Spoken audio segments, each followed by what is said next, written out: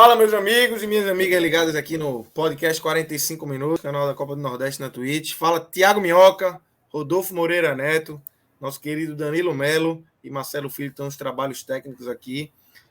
Sejam bem-vindos para mais uma live, né? Vamos nessa noite de quinta-feira aqui para a gente falar dessa vitória do Fortaleza por 2-1, jogo bem interessante. E também depois a gente vai falar um pouquinho de Olimpíadas também, né, Minhoca? É isso, cara. Aliás, eu tô até vendo aqui uma notícia muito triste, cara, muito triste. A Cinemateca Acabei de ver. ver.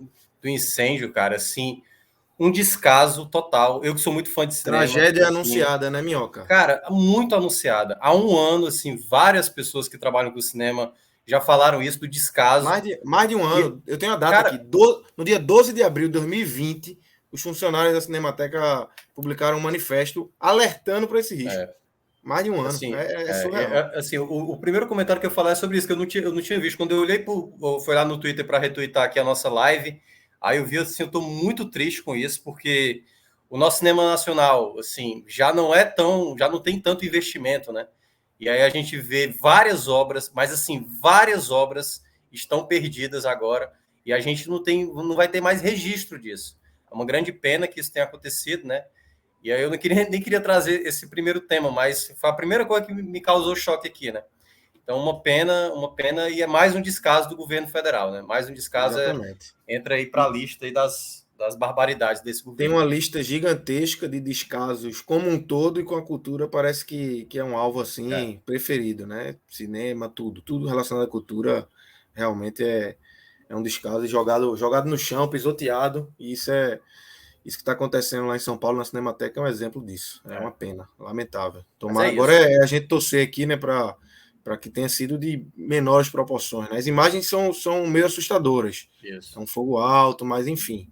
Agora, e também torcer para que não tenha ninguém ferido, né? Não tinha ninguém por lá. Mas enfim, é isso. Tivemos a vitória do Fortaleza hoje, né? Isso. Uma vitória de virada, um jogo muito bom. O Rodolfo também vai falar daqui a pouco, mas um jogo bem interessante, Lucas. Bem interessante de acompanhar. Isso. Vamos falar desse jogo. Vamos falar também, depois de Olimpíadas, a gente teve 2 medalhas aí, né? Na madrugada e na manhã, 2 medalhas bem especiais. Da Mayra no judô e da Rebeca na ginástica. E a gente vai, depois de falar do Fortaleza, vamos falar um pouquinho também de Olimpíadas, que a turma não tá dormindo direito não, viu? Quem tá acompanhando tá... Não, eu ainda tô... Fala. Pode falar. Eu tô respeitando meu sono, assim. Quando dá 2, tem alguma coisa ali muito boa, aí eu posso até dar uma colher de chá. Mas no skate eu dei. No skate eu fui até ver o resultado final. Mas aí, tipo, vai ter jogo do Brasil 5 da manhã. Eu falei, não. Aí não. Mas, por exemplo, eu ainda tô aqui vivendo a ressaca acho que foi da terça para quarta, né? De Ítalo Ferreira, o surf, né? Que ali eu fui até 2 da manhã, que foi até a vitória de Ítalo na semi. Não acordei para o bronze, mas botei o alarme e acordei para a final de Ítalo. E assisti, ou seja, durou 45 minutos, mais o tempo que o cara ainda fica ali no Twitter falando, não sei o quê. Fui dormir tarde e acordei cedo no outro dia. Ainda estou aqui vivendo essa ressaca. E hoje tem mais coisas. Hoje tem um vôleizinho bom, mas não... Acho que não vai ter a madrugada não, né, Rodolfo? Como é que você tá aí? O roteiro foi basicamente o mesmo. O cara tava morrendo de sono no dia do Ítalo, e aí foi o bom e velho energéticozinho para dentro, depois de algumas doses de café que não tinham funcionado para conseguir pegar o tranco. Mas valeu a pena, né, velho? Porque acho que como um todo, só a movimentação em si já traz uma atmosfera que a gente tem sentido falta, né? Uma atmosfera de vivência mesmo, de atividade, e dado o roteiro que se sucedeu na manhã seguinte, só transformou a experiência para uma coisa bem maior. E, cara, para mim isso é um retrato de um atleta de manual, sabe? Assim, um cara que tem toda uma senda de foco por trás ali, de ter feito por merecer mesmo. Eu achei talvez o melhor momento do esporte brasileiro no ano. É isso. Foi muito bom. Mas vamos embora. Rodolfo, aliás, ele é o cara que mais pratica a Olimpíada de todos nós. É porque tá com filho pequeno, né? Filhote pequeno, tem que cuidar. Aí, desde quando ele se tornou pai, essas olheiras dele só fez aumentar, cara. Ele tá acostumado com esse horário Esse Claro, horário tem noturno. tem uma parte aí que é náutico, tem uma parte que é náutico aí, dessas olheiras aí. Mas boa parte realmente Tem nada, o Náutico é sono tranquilo agora, pô. Voo de cruzeiro. Vai tranquilinho ali. Não tem mais menino, não tem um Aí, aperreio, Rodolfo, minhoca. até parece Não tem um que aperreio, que porra. o jogo amanhã não vai ser aperreio. Que ele tava... machucou, os caras trazem Caio Dantas no dia seguinte, Sim, porra. pô, e É o cara tudo tá... tranquilo, porra. Que tranquilo. mas tem aperreio. Aqui onde começa mesmo, a gente tava falando do aperreio que vai ser, mas... Ó o aperreio dele. Que aperreio? Não vou nem falar qual é o aperreio. Mas vamos embora. Deixa eu chamar a vinheta aqui pra gente começar a falar desse Fortaleza, essa vitória do Fortaleza contra o CRB 2-1. Um jogo bem interessante lá na Arena Castelão. Danilão, solta a vinheta aí pra gente começar nosso conteúdo.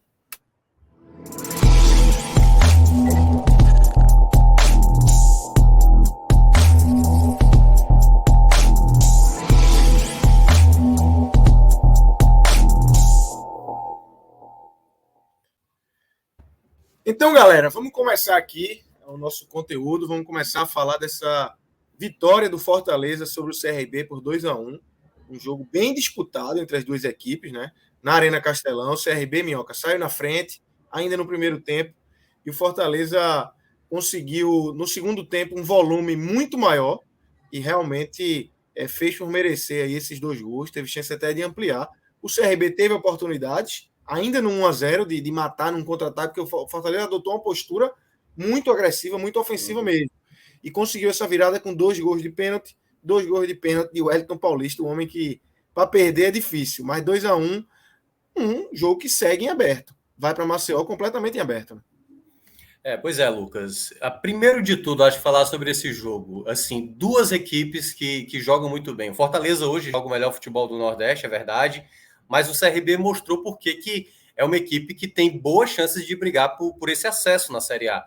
Uma equipe que vendeu muito caro, soube estudar muito bem o Fortaleza, dificultou o jogo para o Fortaleza, né? É bom deixar claro isso. É claro que o Fortaleza faltou um pouco mais de inspiração, de qualidade ali, e aí até para a gente fazer a cronologia certa, porque esse jogo, se a gente for olhar no geral, basicamente é como o Lucas descreveu, né? Um jogo em que teve ali o CRB saindo na frente, teve a possibilidade de 2-0, o Fortaleza virou o jogo, poderia ter ampliado o placar, mas o mais importante é a gente traçar toda a linha do tempo do jogo, porque isso a gente vai ter uma noção de como o jogo poderia ter mudado para diversas situações.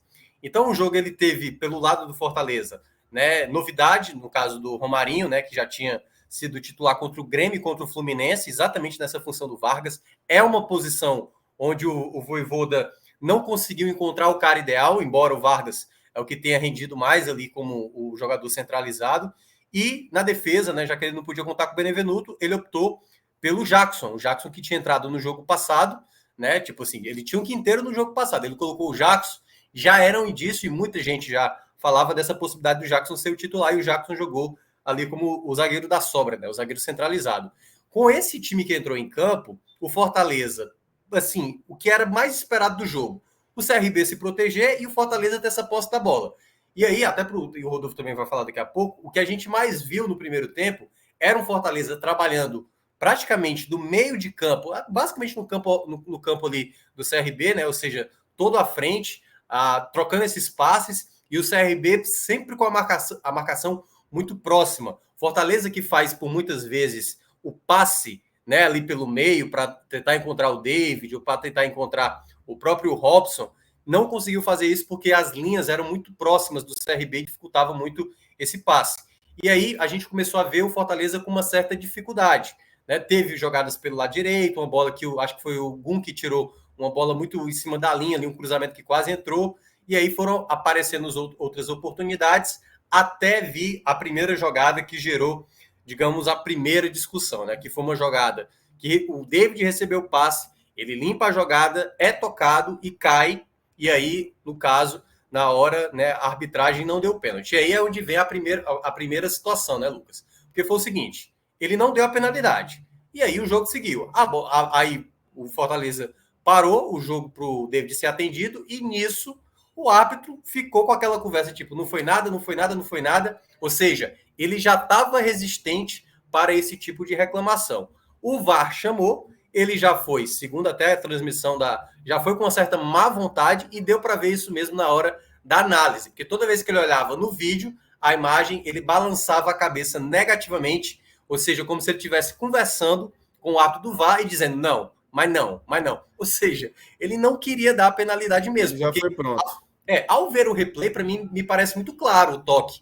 É claro que o David dá uma valorizada, mas não tenha dúvida que a jogada foi faltosa, tanto é, e aí eu vou até pegar um outro lance do segundo tempo, uma falta que aconteceu para o Fortaleza no segundo tempo, do mesmo jeito, pegou o pé de apoio ali do Ederson, ele deu a falta, e no primeiro tempo, ele não deu pênalti para uma jogada similar, idêntica, praticamente idêntica, e ele não deu a penalidade. E aí é onde muda o panorama da partida, porque se dá o pênalti, a gente não sabe se seria gol ou não. Se sai o gol, o jogo poderia ter sido uma coisa. Se não sai, o jogo poderia ser exatamente o que foi na sequência. Veio uma falta para o CRB no meio de campo, o Fortaleza desligado, o Tinga do lado direito não fez a linha de impedimento corretamente, o Careca recebeu a bola, fez o gol, o Bandeirinha assinalou o impedimento, mas aí na hora do replay, claramente deu para ver que o Tinga estava mais próximo ali, né? Pelo tracejado do gramado, deu para ver que ele estava dando condição. E aí, quando foi para o segundo tempo, né, o primeiro tempo, o Fortaleza sem criar muito, acho que esse foi um grande problema, que é importante destacar, Lucas. Esse Fortaleza, ele tem ainda, que é uma coisa que a gente já debateu aqui várias vezes, limitações no seu elenco. Por vezes, e é uma palavra que eu uso muito, vai ter jogadores que não vão jogar tão bem, vai ter uma hora que o time não vai jogar tão bem, que o time não vai estar tão inspirado.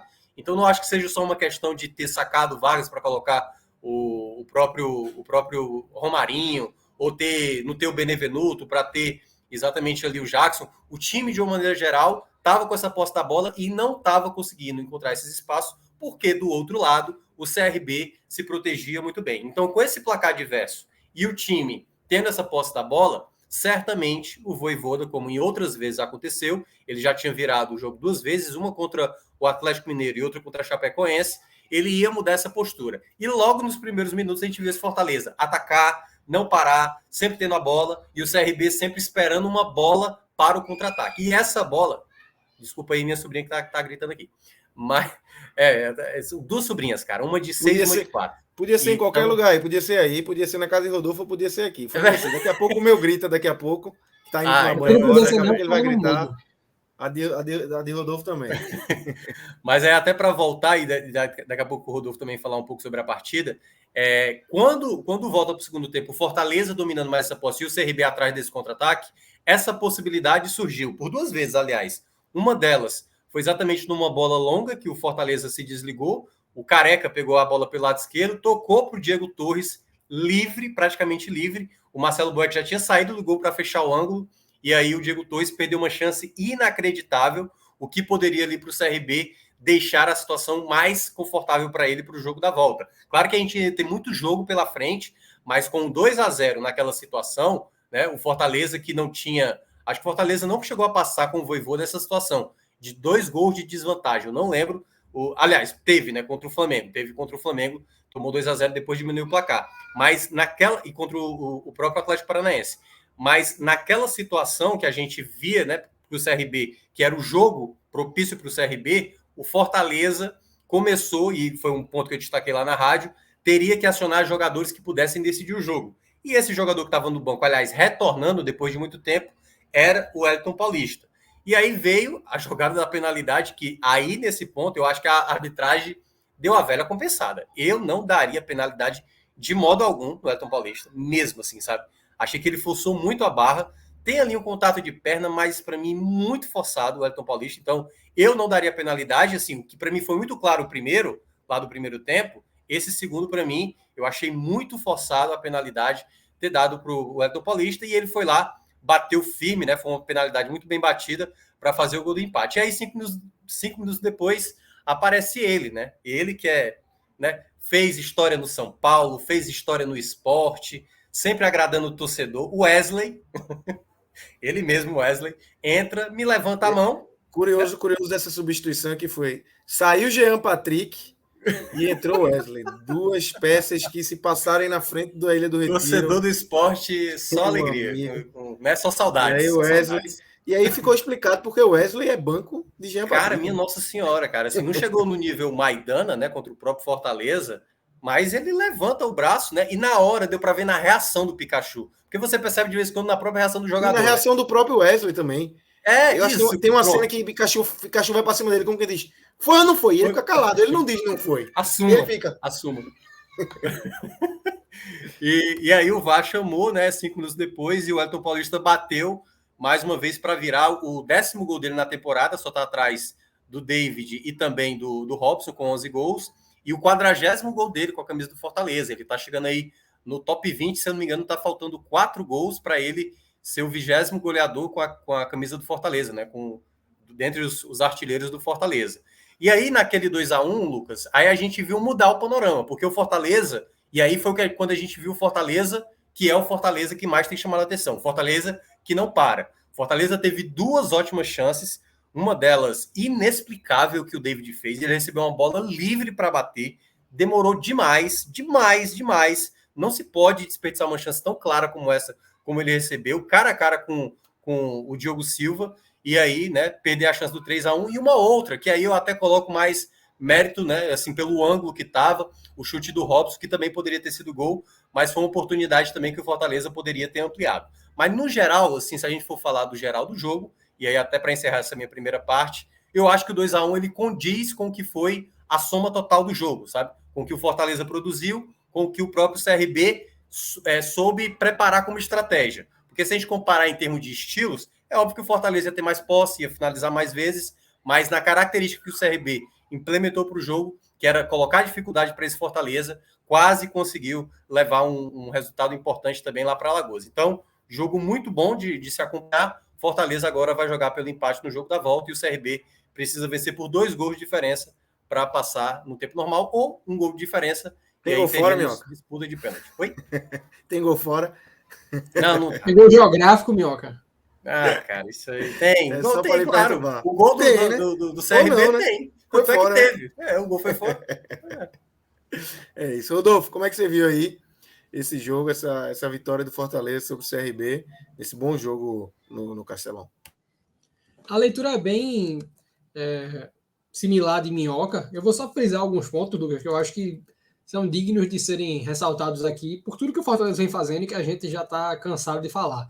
Mas no jogo de hoje, a gente viu se não a maior, uma das principais marcas desse Fortaleza de Vojvoda, que é controlar a partida através do avanço de suas linhas. É uma coisa difícil de ser feita, sobretudo com recorrência. O Fortaleza vem conseguindo trazer isso.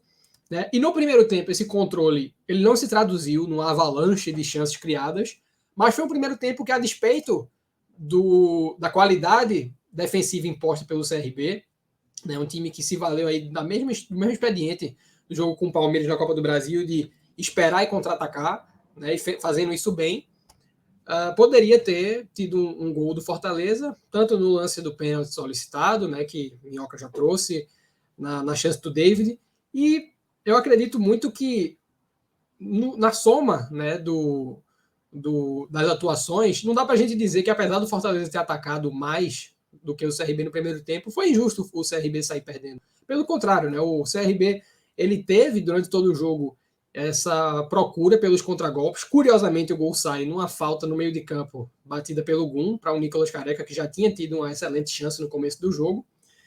Mas é um jogador que define, está, né, sempre ali definindo as jogadas e conseguiu fazer o gol. Essa desvantagem ela pode não ser uma coisa justa aos olhos do torcedor, mas a gente tem que enaltecer também a postura do CRB, sobretudo defensivamente no primeiro tempo, ainda que isso não desmereça em nada o que o Fortaleza conseguiu produzir nesse controle que eu já mencionei.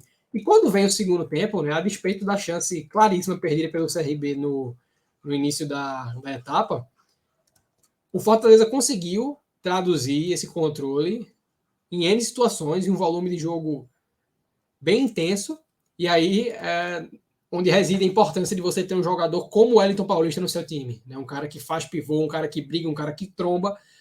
O Fortaleza teve volume, conseguiu 2 pênaltis, o Wellington é um exímio cobrador, né? Converteu os 2 com convicção, e como o Minhoca trouxe, poderia ter sido até uma vitória maior, porque o Fortaleza continuou em cima, sabendo da necessidade, da importância, melhor dizendo, de fazer um resultado mais largo para jogar com a maior segurança em Alagoas. E na leitura do jogo, Lucas, eu acho que esses são os aspectos mais relevantes a se destacar, né? O Fortaleza utilizando essa linha alta para poder ter o controle da partida em todas as fases do jogo, e vem fazendo isso muito bem, e vem fazendo isso ao longo de toda a partida. Não são lances isolados, não são recortes específicos do jogo, a partir da fragilidade do adversário, a partir de um momento de ímpeto, não. É um Fortaleza extremamente coerente, um Fortaleza extremamente consistente ao longo de toda a partida, é algo que está padronizado, e um CRB que, independente do que aconteça no jogo da volta, se classificar, obviamente, passa a ter uma margem de qualificação ainda maior do seu elenco, mas já dá mostras de que talvez esse ano consiga efetivar essa briga de uma maneira mais acirrada. É um time que já vem se insinuando há alguns anos, oscilou ano passado na reta final no meio da Série B, perdendo posição, acabou tendo que brigar contra a queda, mas é um clube que conseguiu se estruturar para poder fazer investimentos como já fez, e que tende a se consolidar na Série B pelo padrão de jogo que demonstra ter, por ter algumas peças diferenciadas, como é o caso do Diego Torres. Né? Isso vale para o Fortaleza também. É óbvio que essa classificação ela traz uma margem de qualificação, é um time que vai conseguindo superar o desafio do tempo, né? Já mostrou que não é um fogo de palha, é um Fortaleza que tem tudo para fazer disso que a gente viu hoje, disso que a gente vem vendo nos últimos jogos, uma campanha extremamente assertiva na execução de um modelo de jogo que encaixou muito fácil. Isso, para finalizar a fala, é o que mais me surpreende nesse Fortaleza, como o time pegou rápido, né, os mecanismos do Vojvoda e vem conseguindo somente refinar isso para fazer uma administração de campanha na Série A e uma Copa do Brasil que não se distingue. Né? A gente não vê o Fortaleza jogar diferente do que jogou hoje contra o CRB, contra nenhum adversário na Série A. E isso é o que chama a atenção. E, Minhoca, eu acho que isso é um jogo interessante, assim, até para o Vojvoda, para ele trabalhar com os jogadores, assim, porque eu acho que um time vencedor, um time que vai bater longe, tem que ter as suas adversidades, né? Tem que ter seus problemas e passar por cima deles.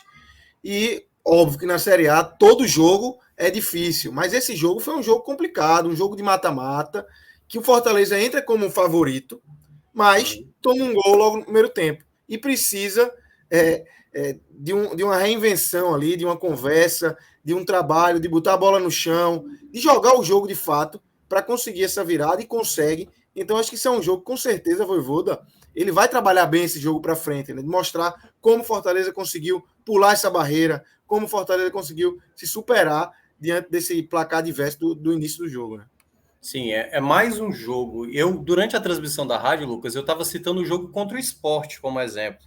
Porque naquele jogo, o Sport também fez um sistema defensivo que não deixou o Fortaleza confortável. O Fortaleza teve muita dificuldade, era o Sport muito bem postado defensivamente, e o Fortaleza trabalhando a bola, trabalhando, e sem conseguir, né, superar a defesa do Sport. Teve assim, uma defesa, uma jogada assim que teve muito pontual essas jogadas, até o Maidana cometer aquele pênalti bizarro, né? Teve a expulsão do Maxwell minutos antes, a gente nem saberia se aquilo ia deixar o Fortaleza mais atento ao jogo, mas a gente viu também isso contra o Fluminense, quando tomou o gol no começo do segundo tempo e foi buscar o empate. Então, assim, cada vez mais é o Fortaleza do Vojvoda sabendo sair de adversidades. Volto a repetir, esse foi um jogo em que o Fortaleza, aliás, eu acho que eu nem falei, eu cheguei a falar isso na rádio. Esse foi um jogo que o Fortaleza não se apresentou tão bem. Foi um jogo em que o Fortaleza oscilou durante essa partida. Não foi muito inspirado no primeiro tempo, foi um pouco relapso no segundo tempo, e aí o sistema defensivo, quando eu vou falar dos destaques individuais, até para pontuar alguns jogadores que não foram bem nessa partida, permitiram o CRB até acreditar na possibilidade desse 2-0, e também, né, a mudança ali que veio lá no segundo tempo, trazendo jogadores que pudessem ajudar. Então, eu acho que é nesse sentido que eu vejo que o Fortaleza pode evoluir como time, né? Porque já vem mostrando com uma certa consistência de como sair de adversidades. É quase como se fosse... E aí, para mostrar o quanto o trabalho do Vojvoda é muito bom. Quando a gente olha para um jogo desse, se você fosse imaginar que é um Palmeiras conseguindo isso contra o CRB, que, aliás, foi até eliminado pelo próprio CRB na Copa do Brasil, se é um Flamengo, tipo, é uma vitória de um time grande, né? Porque tomou um gol, foi lá, virou o jogo e quase faz o 3-1. Então, o Fortaleza hoje, ele tem uma postura em campo como se fosse uma equipe que é uma equipe grande, entendeu? prevalece como uma equipe grande, porque sabe sair dessas adversidades e quando tem as chances, em alguns momentos, consegue aproveitar, né? Não é sempre que isso acontece, como foi o caso lá do jogo contra o Grêmio. Então é muito importante você ter um time que te dá essa possibilidade de uma garantia de recuperação na própria partida, seja no segundo tempo, seja numa situação adversa e até mesmo nas derrotas que teve. Porque tanto contra o Flamengo quanto o Atlético Paranaense, os minutos finais eram Fortaleza mais próximo do empate do que o adversário em busca de fazer o terceiro gol. Claro, do Flamengo foi um jogo mais arriscado, porque o Flamengo tem mais qualidade. E para o CRB, Rodolfo, é um jogo que, claro que você teve a vitória ali próxima, você teve chance de matar no início do segundo tempo, de matar talvez não, porque você tinha ainda, o lance era com 3 minutos, depois com 6 minutos, foram alguns lances de contra-ataque, mas de ampliar essa vantagem ali no jogo, e perde, mas assim, eu acho que sai grande, sai com um jogo com confronto em aberto, contra um time que está lá em cima na Série A, e não abala em nada a boa campanha que o CRB vem fazendo na Série B também, né, Rodolfo? Exatamente o que eu tinha trazido, Lucas. Eu acho que vai ficando mais nítido, né, que o CRB ele tem a condição de fazer dessa campanha o que várias outras não foram. Né? Em 2019, por exemplo, era um time que, acho que até nessa etapa do campeonato que a gente tá na Série B, era um time que tinha sempre a chance de engatar a quinta marcha, era até uma coisa meio polêmica, porque ele vencia fora, trazia para casa a oportunidade de entrar no G4 e perdia. Isso aconteceu assim por umas 3, 4 rodadas consecutivas e faltava alguma coisa ali. Né? E ano passado houve um indício similar, até nesse momento também da Copa do Brasil, que o CRB conseguiu avançar um pouco e faltou, né, ao longo desses anos, talvez uma estabilidade de elenco, porque é um time que contrata bastante e por contratar muito acaba liberando jogador, então falta sempre um grupo, né, que tenha uma certa longevidade aí para trazer essa experiência do que vem faltando nas últimas temporadas dentro de campo, né, e fora a gente já pontuou aqui, é o clube que proporciona essa estabilidade. Mas eu acho que pela Série B, né, venceu o último jogo da competição com time misto, agora fez um bom jogo contra um time de Série A e um time que faz o que está fazendo na Série A, isso só pode credenciá-lo para se manter ali por cima e quem sabe quebrar esse estigma, né, de um time viciado, de um time preso na Série B. Minhoca, queria trazer um tema aqui. Eu estou pensando aqui se a gente traz agora ou se a gente vamos matar logo o jogo. Vamos trazer os destaques aqui, pontuar quem foi bem, quem foi mal nessa vitória. Daqui a pouco a gente fala sobre o domingo, né? Que o domingo vai ser bom. Vamos embora. Quem você destaca, acho que positivamente, né? Já que o Fortaleza venceu, vamos começar por esse lado e depois aí você pontua se tem alguns outros pontos aí para falar de alguns jogadores que não conseguiram ir bem na noite desta quinta-feira. Esse foi um resultado importante e que em parte do jogo jogou bem, mas eu acho que no saldo geral os jogadores jogaram mais abaixo do que tem apresentado nos últimos jogos do que na partida de hoje. Então, para mim, eu tenho até mais facilidade de listar os piores da partida do que os melhores. Claramente, o Wellington Paulista vai entrar como o melhor do jogo, né? Porque foi uma equipe que, aliás, foi um jogador que deu a vitória, né? Sai do banco, bate os 2 pênaltis de maneira brilhante, participou de outras jogadas de ataque depois do 2-1, foi um jogador muito importante e é um jogador fundamental. Ele juntamente com o Robson e o David, né? Os 3 têm 32 gols, cara. 32 gols já na temporada. É um trio que não é qualquer time do Brasil que tem essa quantidade de gols, e mesmo se a gente até desconsiderar os gols ali do começo da temporada, né? Já nessa Série A e na Copa do Brasil, realmente já é uma boa quantidade de gols.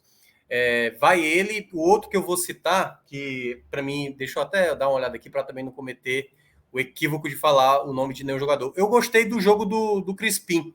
O Crispim foi um jogador que assim, apesar de... O Crispim, ele já chamou mais atenção em alguns momentos, mas eu acho que ele é um cara que sempre dá um equilíbrio ideal pelo lado esquerdo, sabe? Em termos de passe, de qualidade, de bola parada. Ele é um jogador que bateu uma falta muito interessante no segundo tempo, que o Diogo Silva fez uma boa defesa. Aliás, o Diogo Silva foi muito bem no gol do CRB, né? Mas eu gostei muito da partida do Crispim, foi um jogador que conseguiu encontrar bons passes, mas aí é que tá. Eu até queria ter visto, a gente fez uma entrevista, né? O pessoal aqui do Jornal O Povo fez entrevista com o Vojvoda, e eu até tinha colocado essa pergunta para o Vojvoda, só que não deu tempo de fazer. saber se o Crispim ainda é uma possibilidade de jogar pelo meio, sabe? E não como um ala esquerdo. Eu queria ver muito o Crispim jogando mais à frente, porque eu acho que ele tem uma boa finalização, né? Eu acho que ele pode ser um jogador também utilizado por ali, mas só quando realmente optar aí pelos novos jogadores chegando, a gente vai ter uma noção se de fato ele vai continuar nessa ala esquerda ou não. E o outro nome que para mim foi bem na partida, cara, aí esse terceiro nome eu acho que eu vou ficar de novo com o Tinga, sabe? Acho que o Tinga, apesar de ter feito a linha de impedimento errada, ali eu não acho que seja uma questão do erro dele especificamente. É tão milimétrico ali, é quase que, né, meio segundo a mais, meio segundo a menos, se dava condição, não dava condição. Mas eu acho que o Tinga foi o melhor jogador ali do setor defensivo, né? Que aí é onde eu entro na parte negativa. Não gostei da partida do Tite, não gostei da partida do Jackson. Os dois foram muito ruins. O Tite tomou um amarelo que, ao me ver, muito precipitado. Ele foi na bola e o juiz deu um amarelo. Mas... E cedo, né, Minhoca? Pois é. E teve uma jogada no segundo tempo que ele tomou um giro, não tô lembrado de quem, mas ele tomou um giro com muita facilidade. E o Boeck saiu do gol para evitar, né, ali uma possibilidade real do CRB. Então, assim, foi talvez a pior partida que eu vi do Tite em termos de segurança. Ele não jogou bem para mim. Ele tem esse perfil, né? Ele é o mais líder, ele é o que mais fala com a arbitragem, mas eu achei ele muito perdido no jogo. Assim também como seu parceiro, né? Um dos três ali da zaga, o Jackson, também tomou amarelo, uma entrada bastante pesada no primeiro tempo. Nessa jogada, que foi uma possibilidade, que foi do Diego Torres, né? Do 2-0, ele não teve perna para chegar, né? No jogador do Careca, então foi um zagueiro muito lento na jogada. Não gostei da partida dele. E aí, esse terceiro nome, a gente poderia citar alguns aqui. O Ederson não fez uma boa partida, Romarinho também não fez boa partida, Pikachu também eu não gostei, apesar do Pikachu ter continuado no jogo, jogou de volante ali no parte do jogo, né, nos minutos finais. Mas eu acho que eu vou acabar ficando com o Romarinho, sabe? Porque, assim, o Romarinho, ele é pouco utilizado. Geralmente é utilizado no segundo tempo. E o Vojvoda já explicou o que é que ele quer com o Romarinho. O Romarinho, para ele, é um jogador que, quando eu precisar ter um jogador de 1 contra 1, ele vai ser o cara que eu necessito. Só que, durante o jogo, ele não foi esse jogador. Então, para o Romarinho ser útil para o Fortaleza, ser útil para o Vojvoda, ele tem que ser um jogador com mais repertório, com melhor drible, com velocidade. E ele foi, pelo menos na partida, um jogador participativo.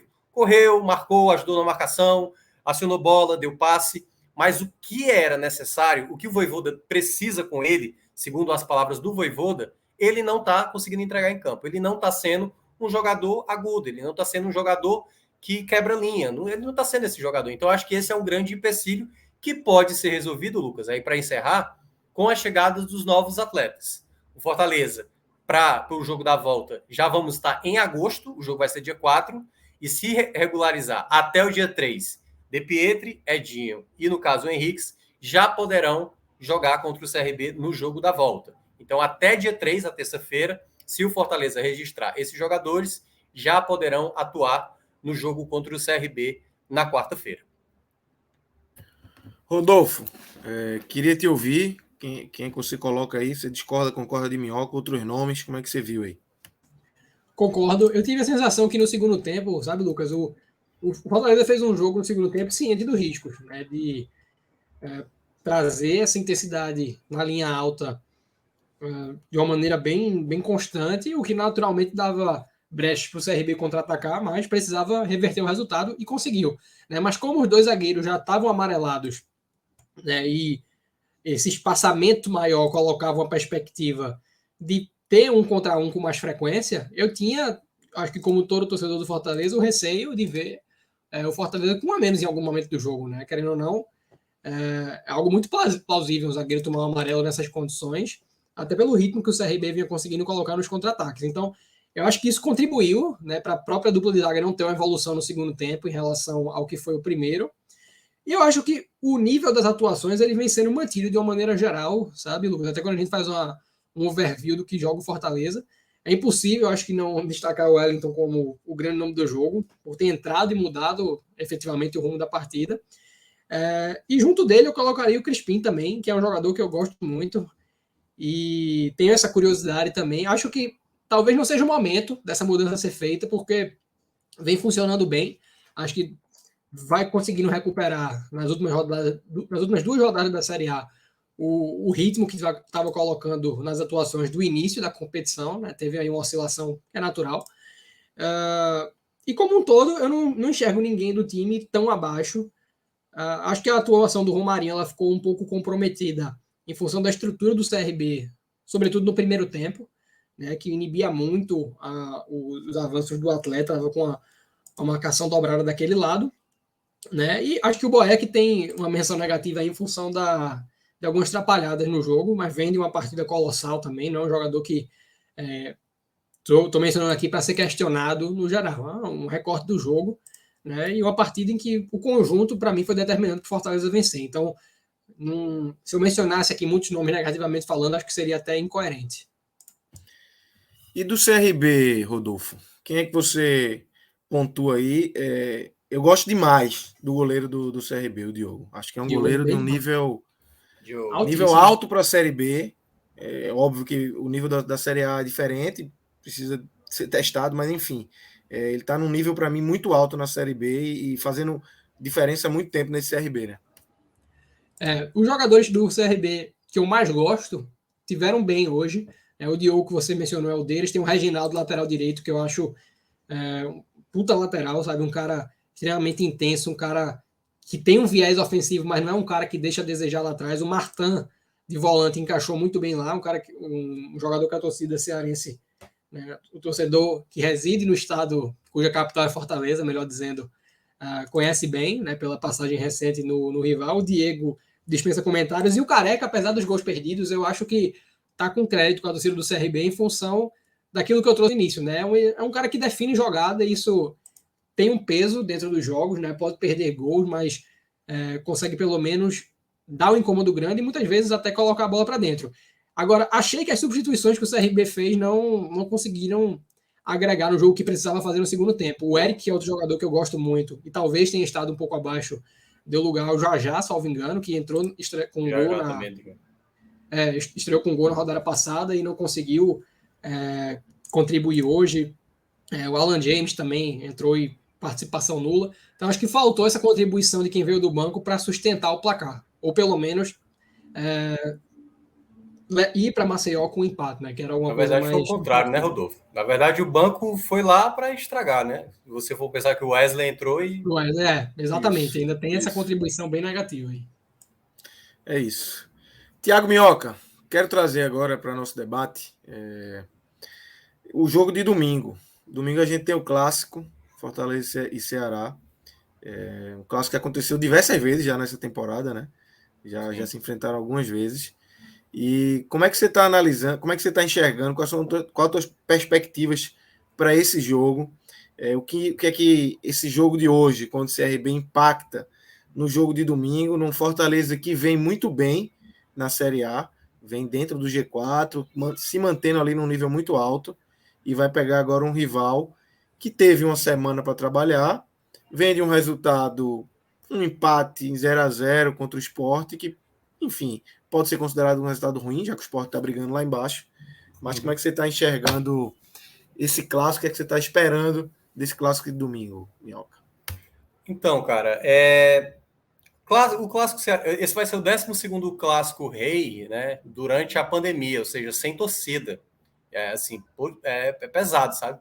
12 clássicos tá com a saudade, velho, muita coisa. Os dois, assim, na Série A, vivendo o melhor momento do futebol cearense, sabe? Assim, é uma pena que a gente não veja, né, clássicos como esse, com o estádio lotado e tudo mais. É uma pena mesmo, porque o futebol cearense está vivendo o céu, né? Assim, na história, né? De tudo que já viveu.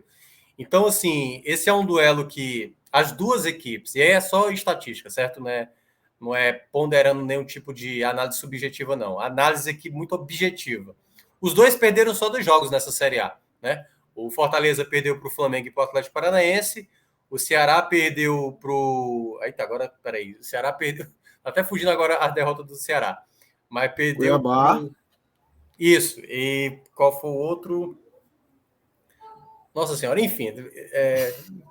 Vamos achar. Vamos achar. Vá, siga que eu acho.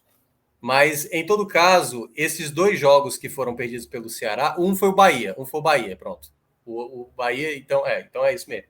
Então, assim, nessas duas derrotas, a gente teve situações distintas, até porque o Ceará, desde a derrota para o Bahia, para cá, não perdeu, né? Não perdeu, e é o que a gente vem falando há muito tempo sobre o Ceará, que é uma equipe que está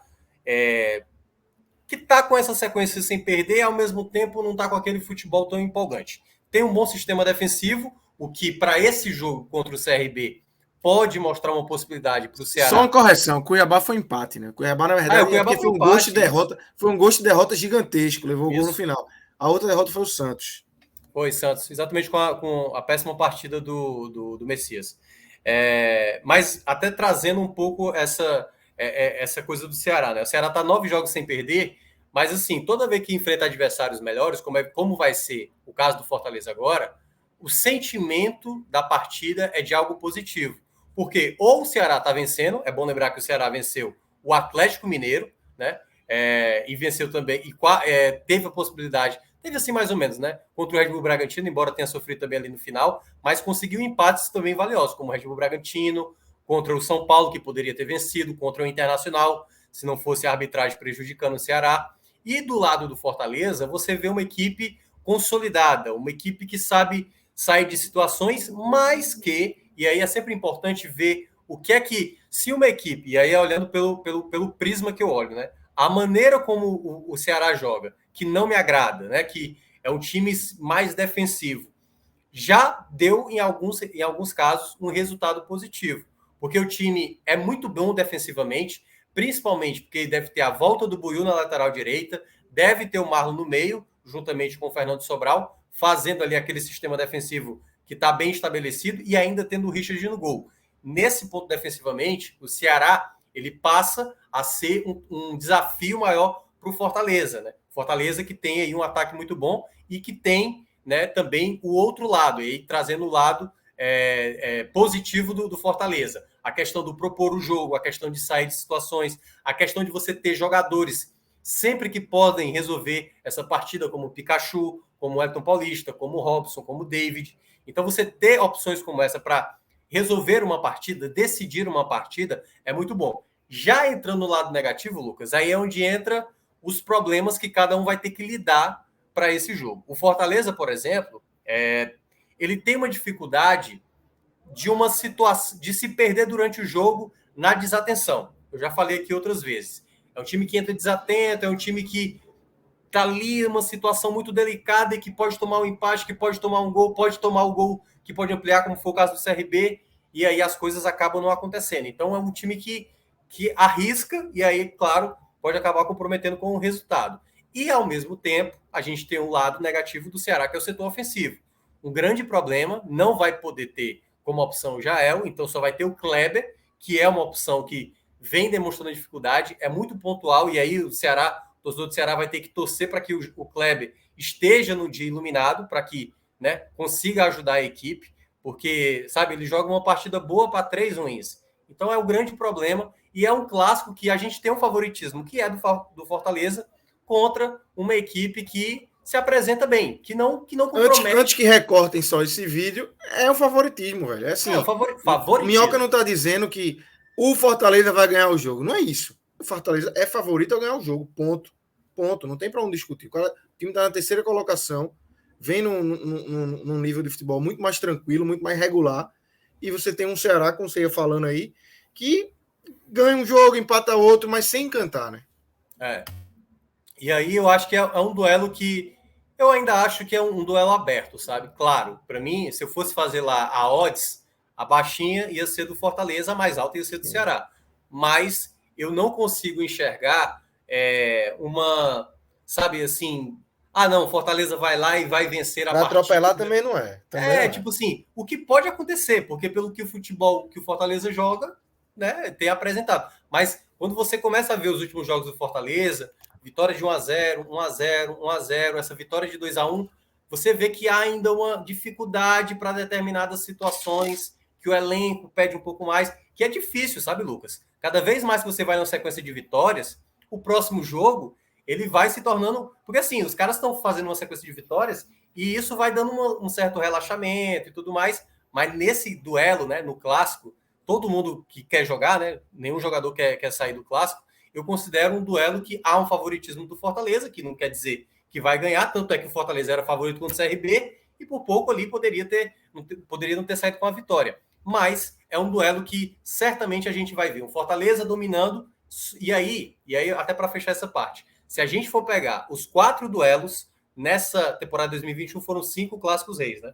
3 empates e 2 vitórias. Desses 5, 4 foi Vojvoda contra Guto Ferreira. 2 empates e 2 vitórias. O primeiro foi a vitória do Fortaleza por 2-0. Fortaleza foi melhor do que o Ceará e merecedor do placar. Cearense, né? E pelo campeonato cearense. O segundo foi a final da Copa do Campeonato Cearense, a final do 0-0, em que o Ceará foi melhor do que o Fortaleza. E o Fortaleza jogou muito no estilo defensivo. Acho que foi a partida mais defensiva do Vojvoda.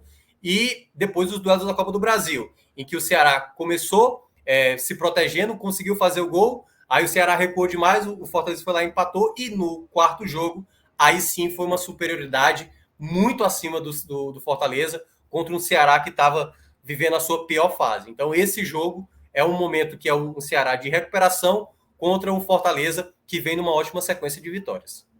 O Minhoca, improvável que Vojvoda poupe jogadores, né? Bota um time reserva. Você acha provável ou improvável? Improvável. Eu acho que é improvável, né? Eu queria te ouvir. Você está acompanhando mais de perto, mas assim, não é uma viagem longa, não vem de uma viagem agora. Então, assim, jogou em Fortaleza, vai jogar em Fortaleza de novo, depois vai para Maceió, que é aqui do lado. E é um jogo importante contra o Ceará. Mas é um jogo que... É um jogo que o intervalo de tempo diminuiu. O jogo contra o CRB seria na quinta, e agora vai para quarta. Vai ser exatamente no limite que a CBF determina. 66 horas o jogo vai terminar. Né? O jogo vai terminar 10h30 do domingo, e ele vai jogar 4h30 da quarta-feira, entendeu? Então aí tem um intervalo que só vai ter, acho que ter para um treino na prática, né? Então, assim, dificilmente ele vai poupar, mas é bom deixar claro, o Fortaleza, embora você consiga imaginar quais são os titulares, Tinga, Benevenuto e tudo mais, tem alguns nomes assim que você sabe que são opções também. Por exemplo, ele vai fazer Tite, Benevenuto e Tinga, mas ele pode optar por colocar o Jussa, entendeu? Eu não vou me assustar, porque toda vez que ele está nessa sequência, foi assim que aconteceu no começo da Série A, jogo meio de semana e final de semana, ele foi revezando, entendeu? Então tinha hora que ele começava com o Romarinho, tinha hora que ele começava com o Vargas, teve vezes que ele começou com o Luiz Henrique.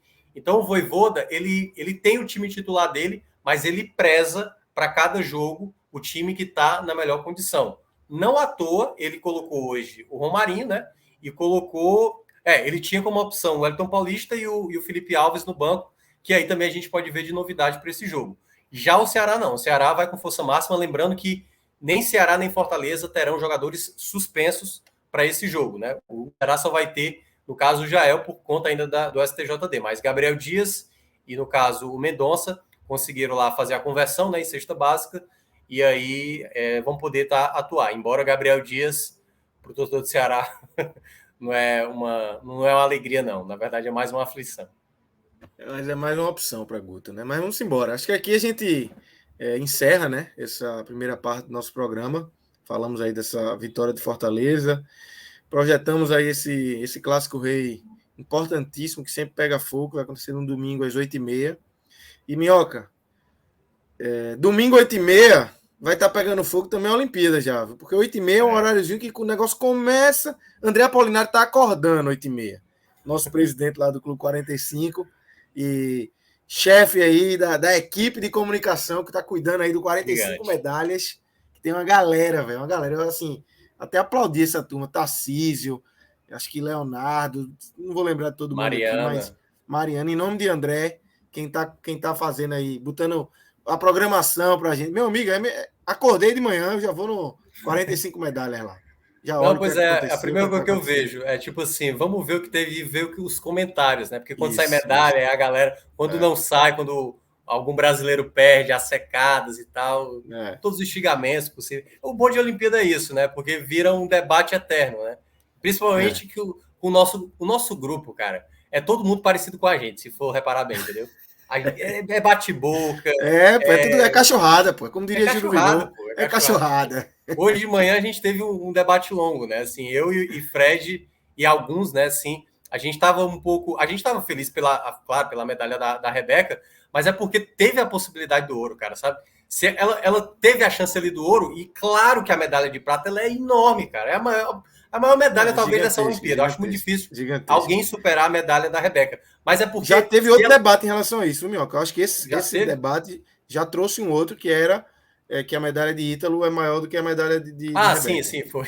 Na sequência, aí, coladinho. Mas é porque é uma medalha, cara, que o Brasil há muito tempo, o Vilar até chegou a falar sobre isso, que o Brasil já buscava há muito tempo. A gente teve várias possibilidades com o Jade, com a Daiane e tal. Então, assim, foram muitas possibilidades da gente conquistar essa medalha, mas é porque se ela não erra ali no solo, bastava ela fazer o que é a média dela. Ela foi um pouco abaixo da média dela, mas se ela vai ali na média dela, ela teria chegado, assim, essa medalha teria sido muito mais impactante do que já foi, porque a prata foi enorme, entendeu? Mas o ouro teria sido, assim, algo, ó, cara, tipo, a representatividade dela, sabe? Da garota de onde ela surgiu, garota negra e tal, e, sabe, assim, no meio ali das americanas e das russas, caramba, sem a Simone Biles, olha o quanto isso seria representativo, sabe? Para a ginástica, de uma maneira geral, e principalmente a ginástica feminina. Então, assim, é uma medalha de prata maravilhosa, mas, assim, eu tenho que falar o que eu senti na hora. Quando ela entrou no solo,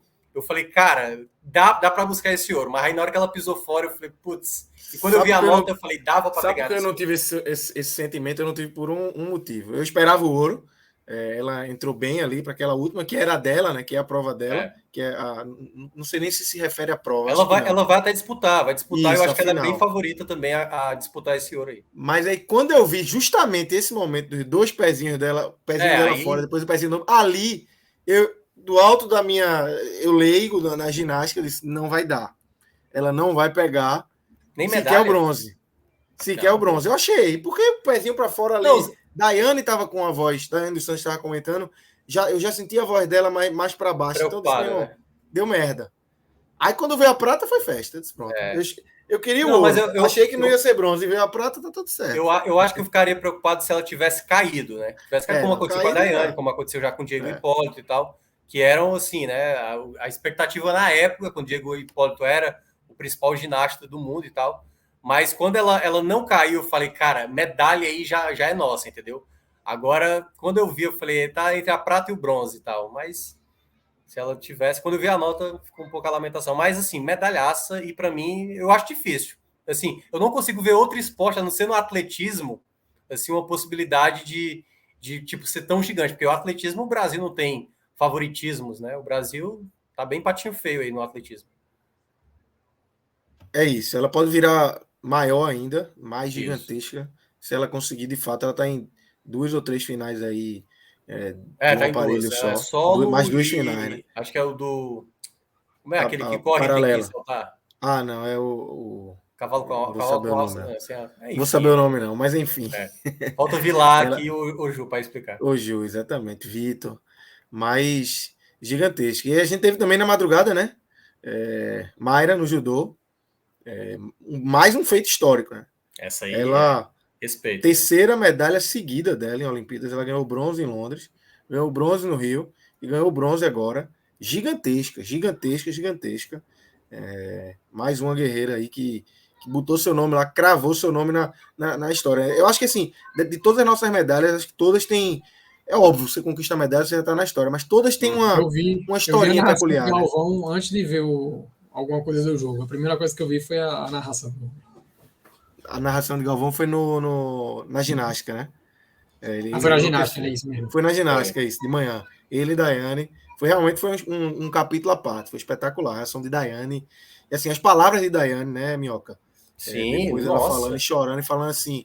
Cara, o que eu ouvia de que negro não podia praticar esporte, muito menos ginástica. E hoje você tem uma campeã mundial, que é ela, e a outra é prata na Olimpíada, velho. Colocaram até o vídeo, né? Que tem do treinamento lá, e aí lá tem exatamente Guarulhos, a Rebeca garotinha e tal. A vozinha.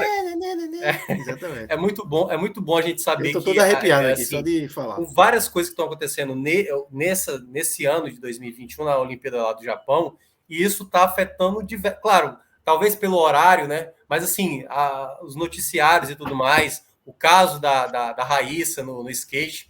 Pô, quantidade de gente que agora vai comprar skate para a filha, para o filho, sabe?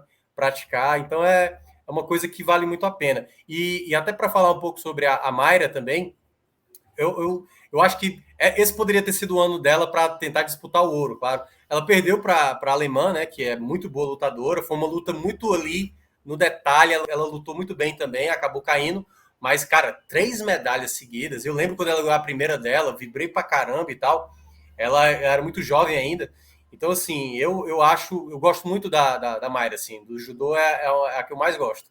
Mas é isso, cara. Cada atleta do Brasil, né? A gente sabe que dificilmente há incentivo, né? Cada um tem sua história. A gente fica com raiva, e assim, até de maneira injusta, às vezes, como foi o caso qual foi ontem? Do Costa, lá do 800 metros, que foi até o oitavo colocado. E a galera, caramba, e tal, o cara muito fraco véio, e tal. Cara, o cara foi oitavo, porra. Oitavo na Olimpíada, porra. Olha a trajetória desse cara e tenta comparar com os caras lá da Europa, dos Estados Unidos, que tem todo... Sabe, aqui nem piscina de 50 metros tem direito, entendeu? Então, assim, é muito mais difícil para um brasileiro chegar numa medalha. Chegar numa final, numa bateria final de Olimpíada, é muito difícil.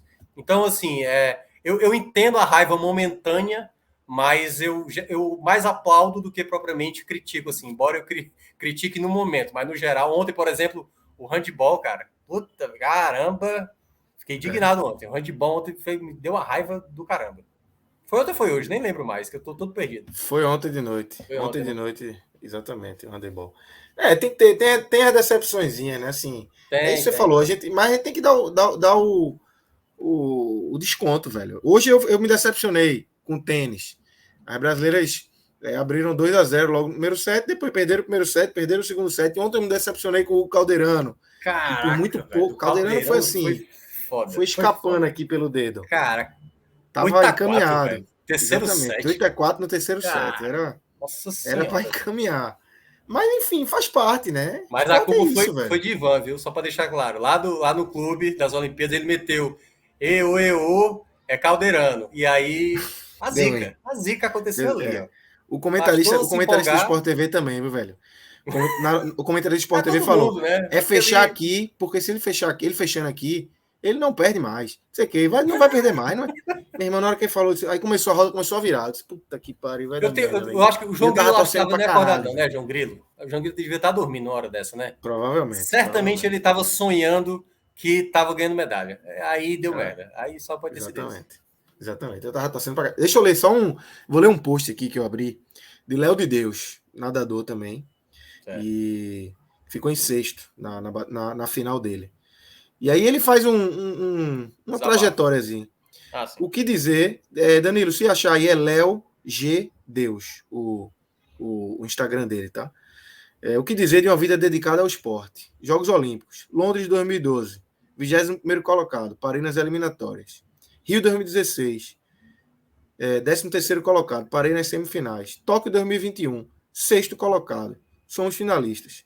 Melhor marca da carreira, melhor colocação 200 metros borboleta na história da natação brasileira em Jogos Olímpicos.